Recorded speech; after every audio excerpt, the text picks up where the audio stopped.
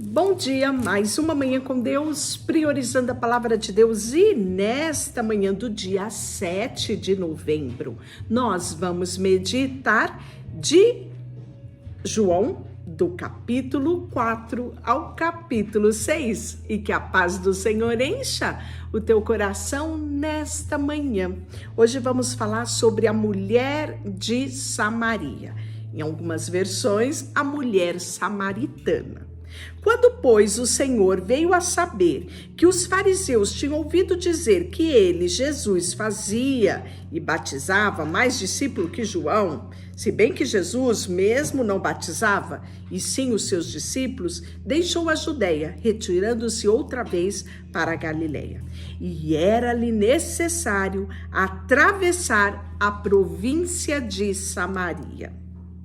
Chegou, pois, a uma cidade samaritana chamada Sicar, perto da terra que Jacó dera ao seu filho José. Estava ali, junto à fonte de Jacó, cansado da viagem. Assentando-se Jesus junto à fonte por volta da hora sexta. Nisso veio uma mulher samaritana tirar água e disse-lhe Jesus: dai-me de beber? Pois seus discípulos tinham ido à cidade para comprar alimentos. Então lhe disse a mulher samaritana: como sendo tu judeu, pede de beber a mim, que sou uma mulher samaritana?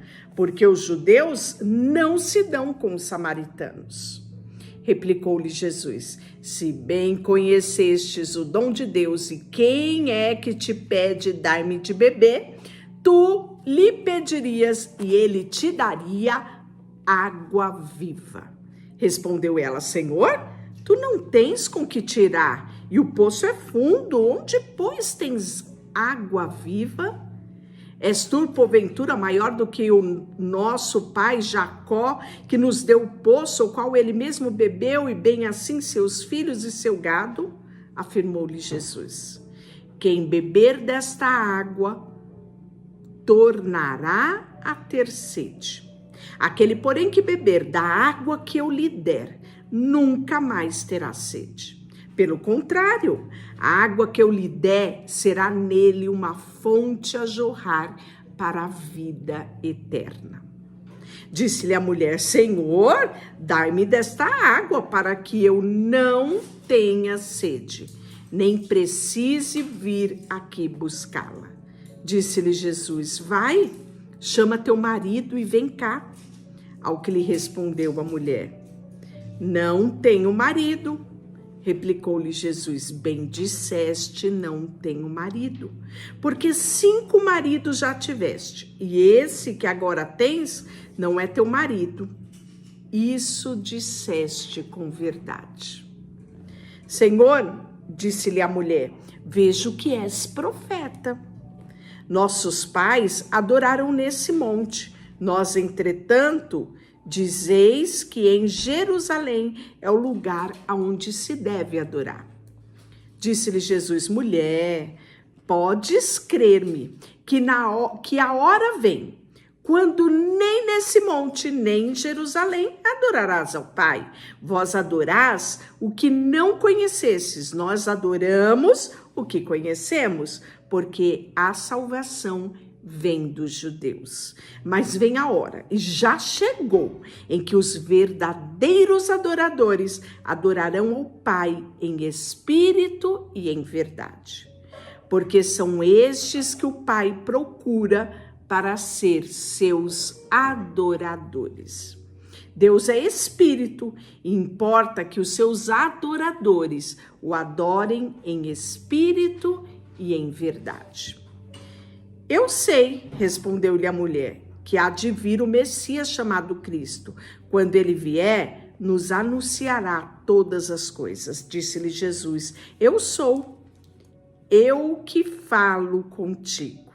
E nesse ponto chegaram os seus discípulos e se admiraram de que estivesse falando com uma mulher. Todavia, nenhum deles lhe disse: que perguntas? Ou por que falas com ela? Quanto à mulher, deixou o seu cântaro e foi à cidade, disse àqueles homens: vinde comigo e vede o homem que me disse tudo quanto tenho feito. Será este porventura o Cristo? Saíram, pois, da cidade e vieram ter com ele. E aí, nós temos um subtítulo que é a ceifa e os ceifeiros. 31 é o versículo. Nesse inteirinho, os discípulos lhe rogaram: mestre, come. Mas ele lhe disse: uma comida tenho para comer, que não conheceis. Diziam então os discípulos uns aos outros: ter-lhe-ia porventura alguém trazido o que comer? Disse-lhe Jesus: a minha comida consiste em fazer a vontade daquele que me enviou e realizar a sua obra. Não dizeis vós que ainda há 4 meses até a ceifa? Eu, porém, vos digo: erguei os olhos e vede os campos, pois já branquejam para a ceifa. O cefeiro recebe desde já recompensa e entesoura o seu fruto para a vida eterna. E dessarte se alegram tanto o semeador como o cefeiro, pois no caso é verdadeiro ditado: um semeador e o outro é o cefeiro. Eu vos enviei para ceifar o que não semeaste, outros trabalharam, e vós entrastes no seu trabalho. Muitos samaritanos naquela cidade creram nele, em virtude do testemunho da mulher que anunciava. Vindo, pois, os samaritanos ter com Jesus, pediram que permanecesse com eles, e ali ficou por 2 dias. Muitos outros creram nele por causa da sua palavra. E dizia a mulher: já agora não é pelo que disseste que nós cremos, mas porque nós vemos, temos ouvido e sabemos que este é verdadeiramente o Salvador do mundo. Olhe só, os samaritanos creram em Jesus, enquanto muitos judeus não reconheceram o dia da visitação de Deus sobre a terra através de Jesus. Passado 2 dias, ele partiu dali para a Galileia, porque o mesmo Jesus testemunhou que um profeta não tem honra na sua própria terra. Assim, quando chegou a Galileia, os galileus o receberam, porque viram todas as coisas que ele fizera em Jerusalém, a ocasião da festa, o qual eles também tinham comparecido. Dirigiu-se de novo a Caná da Galileia, onde a água fizera vinho.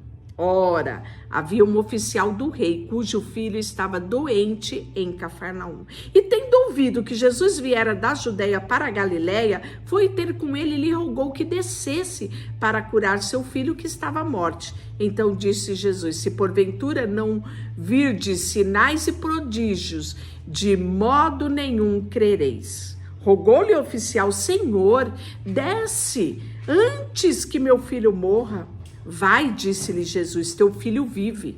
O homem creu na palavra de Jesus e partiu. Já ele descia, quando seus servos lhe viram ao encontro, anunciando que o seu filho vivia. Então indagou ele a que hora o seu filho se sentira melhor. Informaram: ontem, à hora 7ª, a febre o deixou. Com isso, reconheceu o pai ser aquela precisamente a hora em que Jesus lhe dissera: o teu filho vive. E creu ele e toda a sua casa. Foi este o segundo sinal que Jesus fez depois de vir da Judeia para a Galileia. Capítulo 5, vamos ter a cura de um paralítico. Passadas estas coisas, havia uma festa dos judeus e Jesus subia para Jerusalém. Ora, existe ali junto à Porta das Oliveiras um tanque, chamado em hebraico de Betesda, o qual tem 5 pavilhões. Nestes jazia uma multidão de enfermos, cegos, coxos, paralíticos. esperando que se movesse as águas. Porquanto o anjo descia, a certo tempo agitava primeiro, e quem entrava no tanque, uma vez agitada a água, sarava de qualquer doença que tivesse. Estava ali um homem enfermo, havia 38 anos. Jesus, vendo-o deitado, sabendo que estava assim há muito tempo, perguntou-lhe: queres ser curado? E respondeu o enfermo: Senhor, não tenho ninguém que me ponha no tanque quando a água é agitada.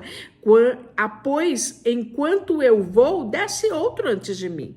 Então Jesus lhe disse: levanta-te, toma o teu leito e anda. Imediatamente o homem se viu curado e, tomando o leito, pôs-se a andar, e aquele dia era sábado. Preste bem atenção nisso. Quantos ensinos temos aqui? Primeiro, que este homem estava há 38 anos. E Jesus olha para ele e pergunta: queres ser curado? Pergunta simples, não é? Era só ele dizer: Senhor, eu quero ser curado, sim. E já se alegrava, não é? Mas não. Ele disse que não. Toda vez que a água se agita, eu não tenho ninguém para me colocar lá, né? É interessante que ele podia ter sido direto e objetivo a pergunta que o mestre lhe fez. Mas a misericórdia de Deus é tão grande que mesmo assim Jesus o curou. E olhe só, por isso disseram os judeus ao que fora curado: hoje é sábado e não é lícito carregar o leito. Ao que ele respondeu: o mesmo que me curou me disse: toma o teu leito e anda. E perguntar-lhe: quem é o homem que te disse: toma o teu leito e anda? Mas o que fora curado não sabia quem era, porque Jesus se havia retirado por haver muita gente naquele lugar. Quantas vezes nós vimos pessoas receberem milagres e a primeira coisa que elas faziam era seguir a Jesus, glorificando e exaltando o nome de Deus. Esse homem não. Ele literalmente pegou a cama dele e nem se preocupou em saber quem o tinha curado. Pois bem, mais tarde, Jesus vai encontrá-lo no templo. E aí, sabe o que ele vai falar? Olha, que já estás curado, não peques mais, para que não te suceda coisa pior. O homem retirou-se e disse aos judeus que fora Jesus que o havia curado. Todas as vezes que eu ouço, que eu leio esse texto, eu fico a pensar na postura deste homem, que é curado, que não se preocupa em conhecer Jesus, só queria a cura. Mas para frente, ele tem a chance de conhecer Jesus, porque se encontra com Jesus de novo, ao invés de querer ter este relacionamento com esse homem que o curou, ele vai dedurar quem é que tinha o curado e mandado ele levar o leito dele em pleno sábado. Pois bem, os judeus perseguiam Jesus porque fazia essas coisas no sábado. Mas ele lhes disse: meu pai trabalha até agora e eu trabalho também. Por isso, pois, os judeus ainda mais procuravam matá-lo, porque não somente violava o sábado, mas também dizia que Deus era o seu próprio pai, fazendo-se igual a Deus. E aí Jesus vai explicar a sua missão. Então falou Jesus: em verdade vos digo, que o Filho do Homem pode fazer de si mesmo, senão somente aquilo que vier do Pai. Porque tudo o que fizer, o Filho também semelhante o faz. Porque o Pai ama o Filho e lhe mostra tudo o que faz. As maiores obras do que estas lhe mostrarás, para que vos maravilheis.